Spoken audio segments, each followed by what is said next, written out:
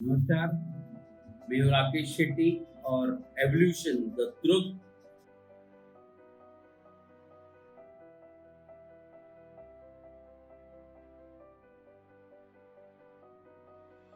इस YouTube channel के माध्यम से मैं आप सभी का इस शो पे स्वागत करता हूँ।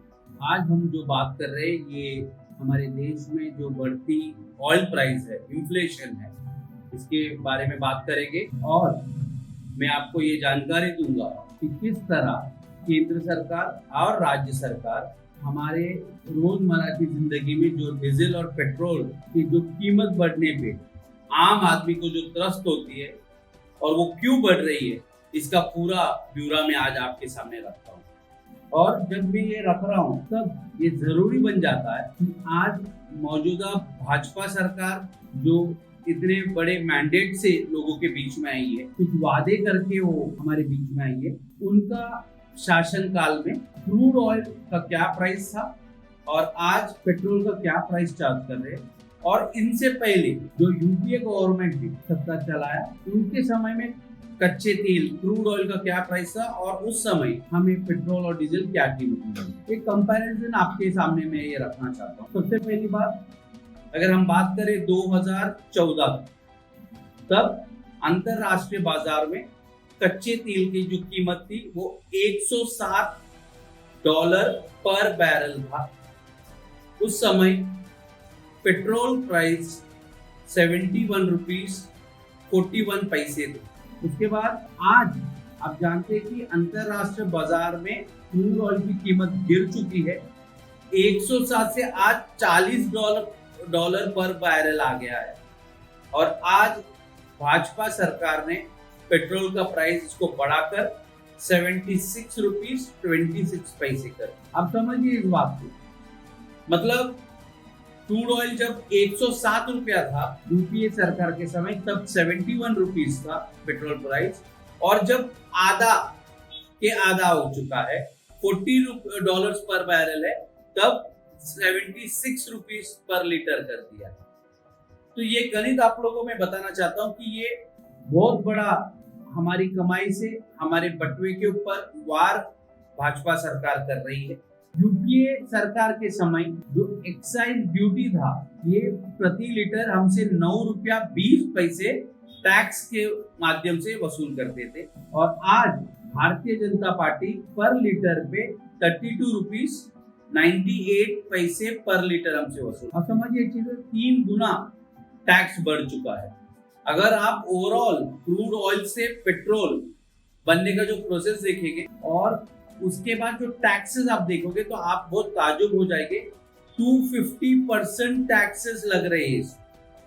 मतलब जो पेट्रोल आज के डेट पे 42 रुपीज का मिलना चाहिए वो हमें आज 76 रुपीज में मिल रहा है। आपको याद दिला दूं कि जब भारतीय जनता पार्टी अपोजिशन में थी 2014 में, और उस समय में जब यूपीए सरकार ने 71 रुपीज पे पेट्रोल प्राइस लिया, तब आपको याद होगा कि भारतीय जनता पार्टी के माननीय सांसद रविशंकर प्रसाद हो, उससे कुछ समय पहले खुद नरेंद्र मोदी जी, क्योंकि तब वो मुख्यमंत्री थे गुजरात के, उनका वीडियो अभी मैं आपको दिखाने वाला हूँ कि किस तरह नरेंद्र मोदी जी वो उस समय पे गुजरात के मुख्यमंत्री थे, उन्होंने केंद्र सरकार को क्रिटिसाइज किया था इन्फ्लेशन के बारे में, बढ़ती पेट्रोल और डीजल के भाव के बारे में। साल का रिपोर्ट कार्ड के कुछ ही घंटों में उन्होंने देश में जिस प्रकार से पेट्रोल के दाम बढ़ा दिए,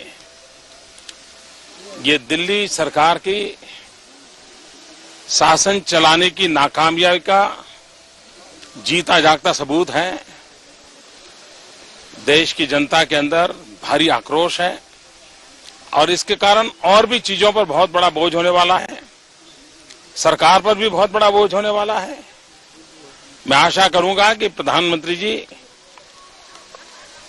देश की स्थिति को गंभीरता से लें और पेट्रोल के दाम बढ़ाए हैं उसको वापस करें। एक और रिपोर्ट और एक छोटा सा वीडियो आपको दिखाता हूं। रामदेव बाबा जी, जैसे आप जानते हैं कि पतंजलि ये ब्रांड के सर्वे सर्वा है, सबको योगा सिखाते हैं, बहुत बढ़िया काम उनका योग के शिविरों में होता है कि आज पूरे देश को एक योगा की तरफ उन्होंने पूरा देश को एजुकेट किया। उनका काम बहुत अच्छा है। मगर 2014 में इलेक्शन के पहले रजत शर्मा जी की जो सीरियल है आपकी अदालत, इसमें रामदेव बाबा पब्लिक से पूछ रही है और बता रहे हैं कि जो पेट्रोल का कीमत है वो 40 रुपया होना चाहिए और यूपीए 71 रुपीज ले रहा है, तो आप किसको वोट देंगे? जो 70 रुपया का पेट्रोल देगा या जो 35 रुपया का? तो मैं आज रिपोर्ट के जरिए आपको ये बताना चाहता हूं कि रामदेव बाबा जो 35 रुपया में इस देश की जनता को, नौजवानों को पेट्रोल और डीजल देने वाले थे, आज वो बढ़कर 76 रुपीज हुआ है। मगर उन्होंने, रामदेव बाबा जी ने अभी तक केंद्र सरकार से ये जवाब नहीं मांगा कि जब कच्चे तेल की कीमत कम हो रही है आपने ये क्यों बढ़ाया। अच्छा बच्चों, ये बताओ कि आपको 75-80 रुपए का पेट्रोल चाहिए कि 35 रुपए का? तो आपको जो 35 रुपए का पेट्रोल दिलाएगा उसको वोट दोगे या 75-80 दिलाने वाले को? अच्छा, आपको आज गैस सिलेंडर सब्सिडी के बावजूद 425 का और सब्सिडी के बिना जो है 1200 रुपए का मिलता है। यदि आपको गैस का सिलेंडर 300 या 400 रुपए का मिले, उसको वोट करोगे या 1200 रुपए का देने वालों को? उसी तरह सांसद है आज रायबरेली से, अमेठी से, स्मृति ईरानी जी, उन्होंने भी जब ये प्राइस 71 रुपीज आ गया तब इन्होंने कड़ा विरोध किया था।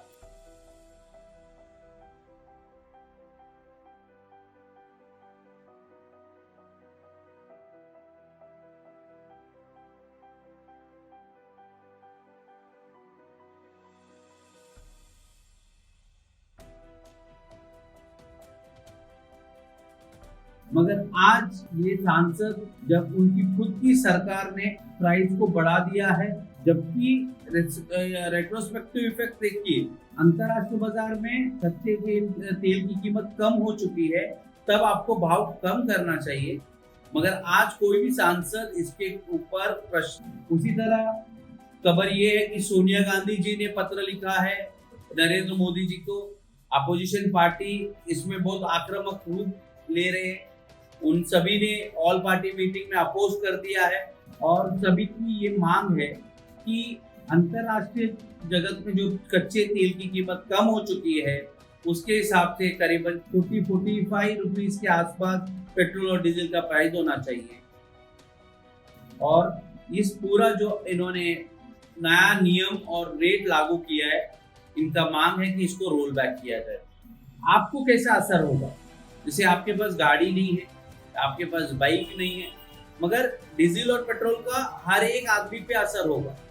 आप अगर खेत में काम कर रहे हैं, खेडूत है आप, आपकी जो बेसिक ग्रोसरीज है, आपका दूध है, सब्जियां है, हर चीज का कीमत इसमें बढ़ने वाला है। इसका रेट्रोस्पेक्टिव इफेक्ट जो है ट्रांसपोर्टेशन पे होगा। हर एक मटेरियल जो पहला सस्ते में आता था वो महंगे में आएगा और इसका असर आप देखोगे कुछ ही दिन में इन्फ्लेशन का भाग बनेगा। तो सोल्यूशन क्या है? हमारा काम एवोल्यूशन द ट्रुथ, ये जो चैनल है, इसका काम है कि आपके बीच में सच्चाई लाना। अगर हम ये कहते हैं कि वन नेशन वन टैक्स, ऐसा करके इस जीएसटी को बहुत बड़े पैमाने पे सेलिब्रेट किया गया था, तो आप जनता की ये मांग होनी चाहिए केंद्र सरकार से कि जैसे आपने कहा कि वन नेशन वन टैक्स, सभी लोग का अगर ट्विटर में, फेसबुक पे, यूट्यूब में hashtag one nation one tax bring petrol diesel LPG under GST, अगर जीएसटी के अंदर आपको पेट्रोल और डीजल आ गया, एलपीजी आ गया, तो 9% इसके ऊपर टैक्स लगेगा स्टेट जीएसटी का और 9% लगेगा सेंट्रल जीएसटी का। तो जो पेट्रोल आज आपको 76 रुपीज 26 पैसे में मिल रहा है, यही पेट्रोल आपको 43 रुपीज 23 पैसे में मिलेगा। तो लगभग आधा।